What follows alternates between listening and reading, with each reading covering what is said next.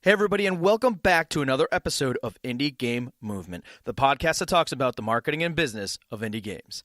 I'm Andrew Pappas, your host, and this is episode 112, where we talk about when indie devs should lawyer up. Now, out of the gate, indie devs are faced with a bunch of challenges, from coming up with the concept of their game to, well, frankly, everything else. But of course, it's hard to be on top of everything, but there are just some areas that devs really can't afford to skip out on. Specifically, that's legal matters. Now, it might not seem like it matters that much, but there's nothing worse than stepping into a legal mess that could have been easily avoided. Thankfully, our guest today is here to talk with us about when is the right time to consider legal assistance, what situations you would need help with, and how can you take action now so you don't get caught off guard later when you least expect it. So that's what we're going to be talking about right here today on Indie Game Movement.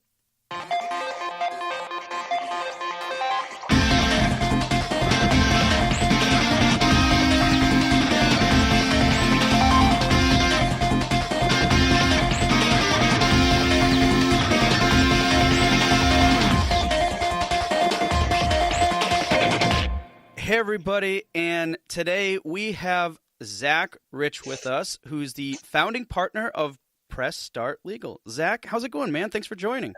Oh, it's going great, Andrew. How are you? I am doing pretty well, considering that over here in the Northeast, this weather we've been getting has been like not spring-like at all. It feels like it's just the tail end of winter still, and winter's still here. I gotta tell you, it's 85 outside and sunny. Oh, wow. And you're based down in Florida, correct? Correct, just outside of Miami.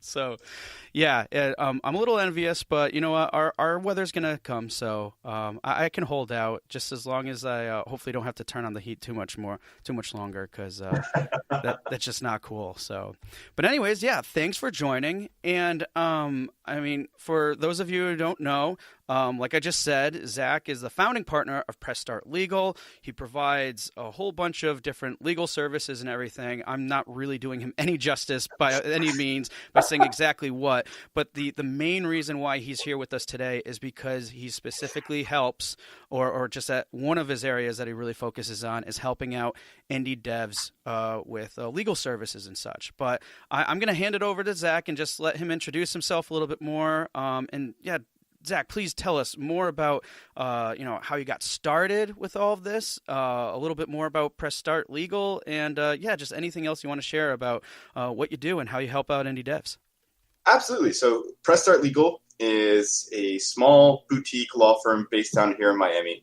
But just because we're small, that does not mean that we don't represent clients from all sizes. We have the solo devs, we have the large, full-scale, not yet AAA, but 100 plus team developers doing all kinds of things, all platforms, PC, VR, console, handheld, mobile, literally everything. Nice. We really focus in the interactive entertainment space, so that's game developers, game publishers, esports, players and teams, content creators, social media influencers. We also do some work with e-commerce businesses and some tech startups as well. My personal sort of practice areas are marketing and advertising law, privacy law, intellectual property, and general corporate business formation and business law as well. So contracts and negotiating contracts and everything that goes with it. So that's sort of the 10,000 foot overview of the firm. Nice. How it all got started, like a lot of lawyers, I got out law school, bright-eyed and bushy-tailed, looking around going, okay, well, what's the next step? And I started working at different firms. And I realized that I was starting to get really burnt out with the work that I was doing.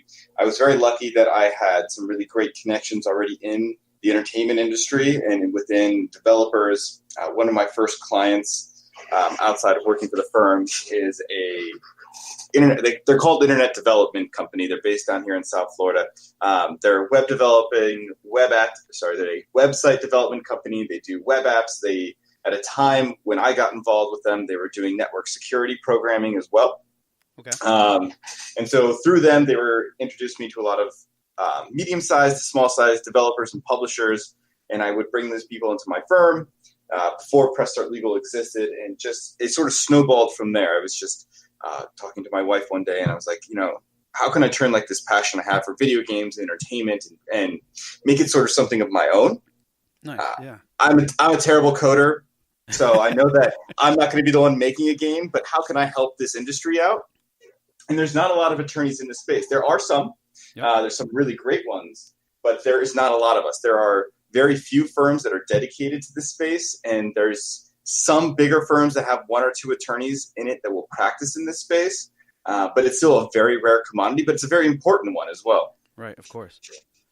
So yeah, and that's really exciting to hear too, because it's funny, just in a completely different way. Like you almost like told my story too, where it's like from the marketing side, I was just seeing that there is a need, there people need help with these types of services and things like that. And my own passion is in video games, but at the same time, I don't see myself making, or at least coding video games anytime soon. So I'm with you right there. So it is really exciting to know that you can be a part of this community that you're really passionate about and really help them out outside of just being part of it. So that's awesome, man. I'm glad like you kind of went through that journey and found your place now, because it sounds like it's a lot of fun and exciting, especially with all the type of stuff you do. I mean, that sounds crazy, but awesome at the same time. It really, every day is something new. It's a new challenge. It's a new issue. It requires a lot of different thinking, because a lot of the stuff is brand new, especially when you're working with technology. Some of these issues have never been brought up before because it's either brand new tech, or there hasn't been this particular problem with it, or now people didn't really notice it. Like, for example, privacy law. Right. 10 years ago, no one really talked about privacy law outside of, say, HIPAA violations and protecting health data and financial data. No one really thought about my email address as something that needs to be protected, or, the location data of my phone, right, and things like that. So that's just a whole new area of law that has just come up in the last 10 years, and it's really exploded and I would say changed a lot of different companies, a lot of past companies have taken. Oh yeah, definitely. It's crazy how much like tech has really changed so much of this, even from like just a huge scale. So, and video games is pretty much a lot of tech. So, yeah, absolutely. I mean, everyone has to now kind of think differently, and we're seeing kind of a shift. I'd say if you look back to when like the ESA was being created, the issues with Mortal Kombat and violence in video games, to today, you would think that the self-regulated industry would be all you would need. And you have, like you and I were talking about earlier, people now butting into this industry that really they don't belong here. You have senators trying to pass bills banning monetization practices in games. You have people trying to dip their hands and trying to shape it the way they want. And I just don't think that's correct. But we'll probably dive a little bit more into that. Yeah, for sure. And before we do, I just want kind of people to get to know you a little bit more outside of just what you do for work and everything. Like what type of things do you do to in your personal time, just to kind of unplug and everything? Because as important as the work that you're doing, it's also important that you kind of have some time to hang out. So like, what kind of stuff do you do in your free time, or when you have free time, I should say? I play my clients' games. Oh, nice. Okay. Like I said, I've met a lot of different attorneys in this space, and I find that a vast majority of them don't actually game. And I think that's one of the weirdest things. And it was the first attorney I've ever met in this space. He is an older gentleman. He goes by the video game lawyer, not to be confused with Ryan Morrison, the other video game lawyer. This is the original video game lawyer. And he told me, he goes, you have to want to work in this space because you want to have to enjoy what you're doing, and not just on the legal side of it, but helping creatives and playing their games. Like, how can you represent somebody who you don't like the product of? Yeah. So I really enjoy playing my clients' games. My wife, not a big gamer, but I can rope her in there sometimes too. She likes playing some of the more casual mobile games. But yeah, big gamer in the free time, movies, entertainment. Like, I'm a big entertainment buff. So whether that's watching movies, scanning through YouTube, watching some streams on Twitch, like I really try to engulf myself into this industry, and it doesn't feel like work. It's fun. Nice. Yeah. And like you said, I think that's really important.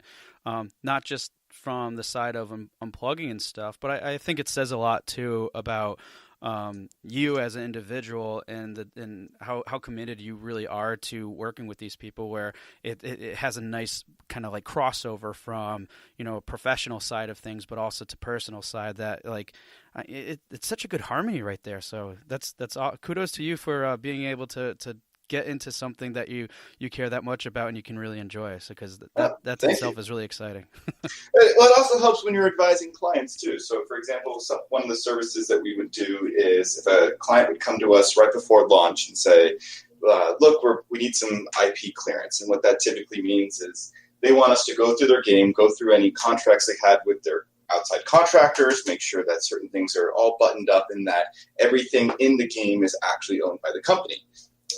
Along with there's nothing else in the game that could cause a particular issue. And these things take a lot of time. We go through it, we play the game, we look at all the assets, and one of the things that we noticed relatively recently with the client was they used a lot of branded items within a game, and it became more than just simply placing it in the background. It became a really big component, and so that opened a discussion with them saying, "Hey, you guys really can't do this." And if we didn't really enjoy playing the games that our clients make, it's really difficult to kind of do that level of work and dive that deep and solve these problems. Yeah, totally. And I mean, point made.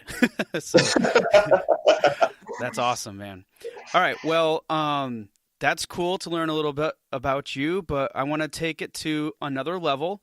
And by that, I mean we are going to go into the Q-Box round. Now, for those of you who aren't familiar with the Q-Box round, it's just a series of random questions that I have chosen. Zach here doesn't necessarily know what I'm asking him. And Zach, you're going to have to answer these on the fly as quick as you can. But if you feel you need to elaborate, feel free to do so. So, are you ready for the Q-Box round? Throw it at me. Let's do it. All right. Early bird or night owl? Early bird or night owl? Can I go with both? No, you have to choose one. Come on, really? How do you do both? I stay up late.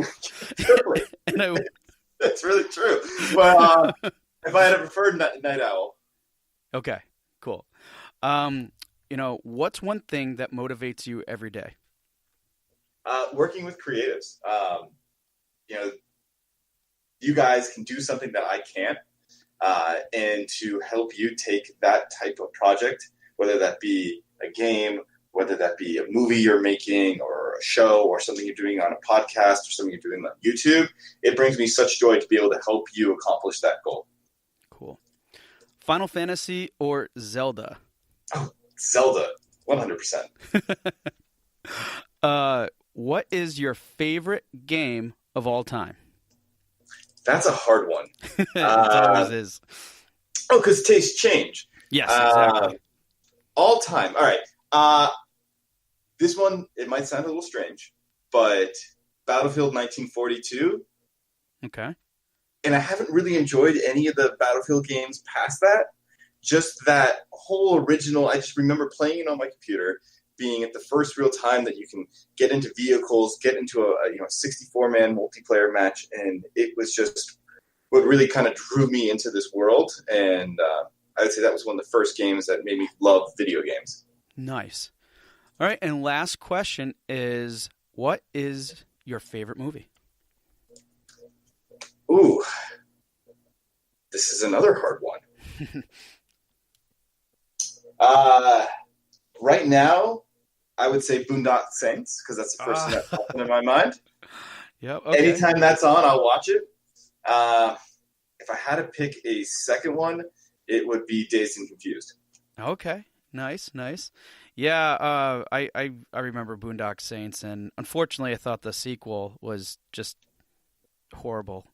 There was a sequel? Yes, there was. That's terrifying. The first one was so good. Yeah, and the second, basically, it was like they tried to make an exact replica of the first one. So basically, any of the characters that died in the first one, they kind of brought them back as different characters, but those characters are almost like identical, even though they were different. That's a little strange. Yeah, it was very weird. I was upset with it. Besides the point, Boondock Saints, great film. Anybody who hasn't seen it, check it out.